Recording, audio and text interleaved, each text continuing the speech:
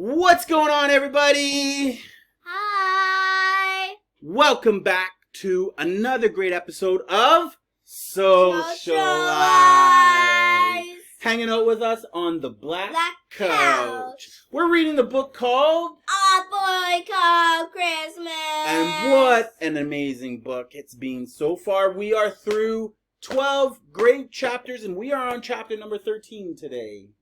Comment down below who you like, Father Topo or Little Noosh. Tell us who you like, Father Topo or Little Noosh. And if you don't know who Father Topo is or Little Noosh, you got to go back one chapter. Rewind. And watch chapter 12. That's where they're introduced. I am so excited to get it's to chapter 13. Yeah, we're on chapter 14 now. Yeah, it's not chapter 13. Yeah, go to chapter 13. Don't listen to her. Don't go to chapter 12. Go to chapter 13. It's him. And watch and check for Father Topo and Little Noosh. So we're in chapter 14 right now. The elf village. Yes. You're up, Rockstar.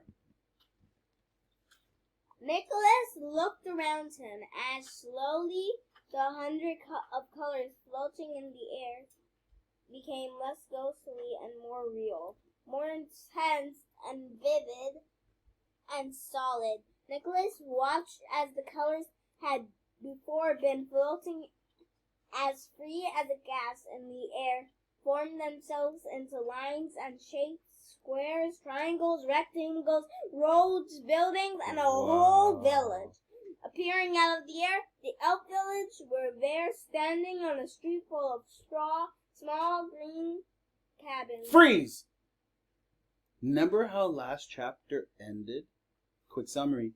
It ended with Nicholas not having the belief, so he could not see Elfhelm. Then how is he seeing it? And he immediately got his belief back. Keep going. Nicholas looked down at the ground. There was still snow, but it hadn't changed. He cast his eyes along the lighter side of the road, stood buildings, timber frames, and snow-covered roofs. Nicholas saw that one of the buildings had a giant wooden clog hanging out of it. Another had a little spinning top painted onto the side. Ooh. A toy shop, maybe. Beyond that was the lake Little Noosh had told him about. An oversized oval mirror, which was next to the field full of reindeer. Litchin has noticed this too, and was looking over with interest. To the left, before the wooded hills, was a large dark tower pointing to the side. Directly to the north was the place that Little Noosh had been pointing towards. Elfhelm Village Hall had the dark, almost black timber. It was by far the largest building in the whole village. High five! Not as tall as the tower. It was only 2 stories high, but wide and with around 20 windows, which glowed with light. Nicholas could hear singing, and the smell of something sweet and wonderful was wafting from the direction of the hall. Something he hadn't smelt in over a year. Gingerbread. If anything, it smelt even better than it had done outside the baker's shop in Christine and Cowpunky. Wow, Elfhelm, my father was right, is just how he described it. I like your hat, said Little Noosh. Thanks, said Nicholas. He took the hat off and looked at it. It's my father's hat. He was on an expedition to Elfhelm. I wanted to know if he made it. He was with 6 other men. He was called... But Little Noosh started excitedly talking over him. Red is my favorite color, after green and yellow. I like every color, really, except purple. Purple makes me feel sad thoughts. That is where we live, she told him. She pointed towards a red and green cabin at a small way in the distance. It's wonderful, said Nicholas, but I also wondered if you'd seen a mouse? Yes, shouted little Noosh. Father Topo quickly covered her mouth with his hands. Okay, human child, now you've seen Elfhelm, you had better take your reindeer and go, said Father Topo. Whatever you expect to find won't be here. Blitzen nudged Nicholas's shoulder as if he understood the new urgency in Father Topo's voice, but Nicholas stayed where he was. I came to find my father, he said. I've traveled over 1,000 miles. Blitzen and I are not just going to turn around and go back. The old elf shook his head. I'm sorry, it's not wise for a human to be here. You must go back to the south. It's for your own good. Nicholas looked at Father Topo's eyes and pleaded, my father is all I've got. I need to know if he made it to Elfhelm. He could be our pet, suggested little Noosh. Father Topo patted the elf girl on the head. I don't think humans like to be pets, little Noosh. Please, I come here peacefully. I just want to know what happened to my father. Father Topo considered. I suppose, given the season, there might be a chance you could be welcomed. This excited little Noosh. Let's take him to the hall. I won't cause any trouble, I promise, said Nicholas.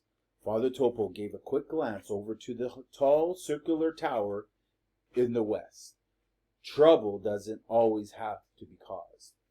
It's sometimes already there. Nicholas had no idea what that meant, but he followed the elves as they walked in their clogs towards the wooden hall beyond the lake. They walked onto the broad shopping street, passing a sign that declared simply, the main path and the log shop and a bakery with a smoke-stained windows and the toy and a sleigh shop with a poster advertising lessons at the school and sleigh craft, and he also passed the crypt black-tailed building with windows made of ice. The Daily Snow read on the signs outside. The main elf newspaper, explained Father Topo, full of fear and nonsense. There were 3 copies on the newspaper, piled high outside. Little Kip still missing was the headline. You want to read them? High five. Nicholas wondered who little Kip was. He was about to ask, but though they were small, the elves were fast walkers and they were already some way ahead. He and Blitzen were struggling to keep up.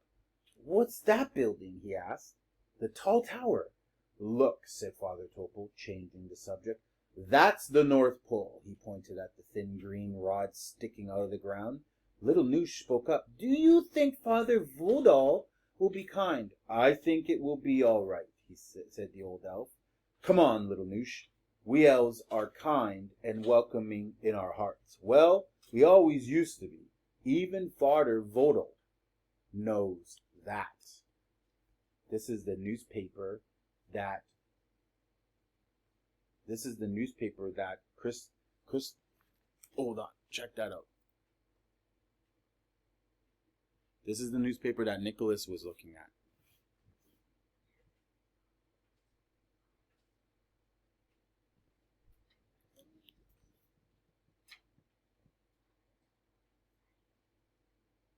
Oh yeah, that's right.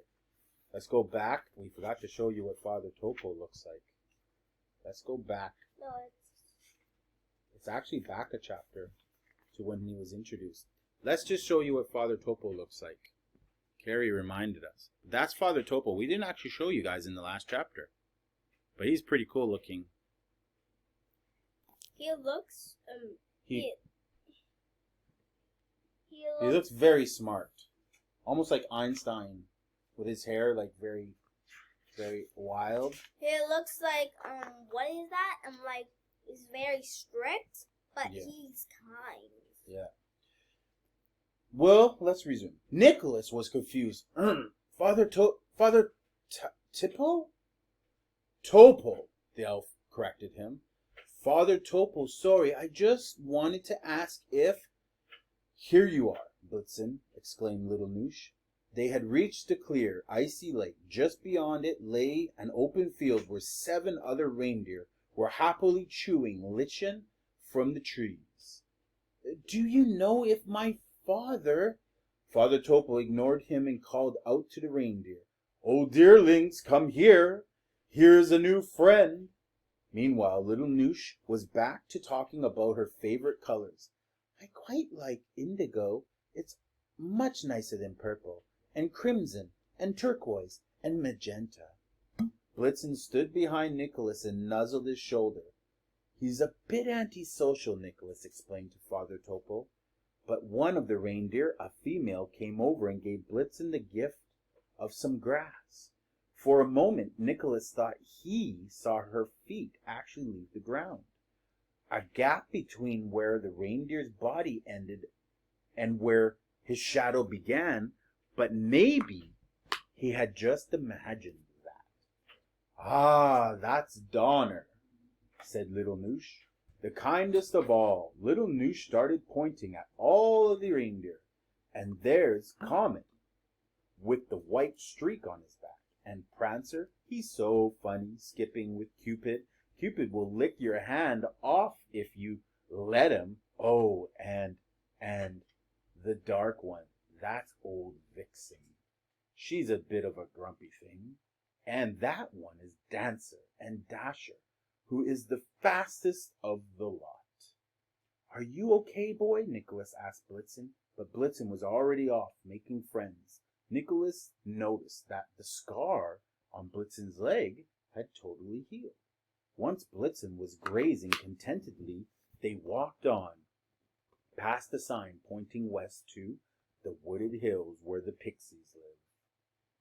The music got louder, the scent of gingerbread stronger, and the sense of fear mixed with strange excitement until they had reached the door of the old village hall.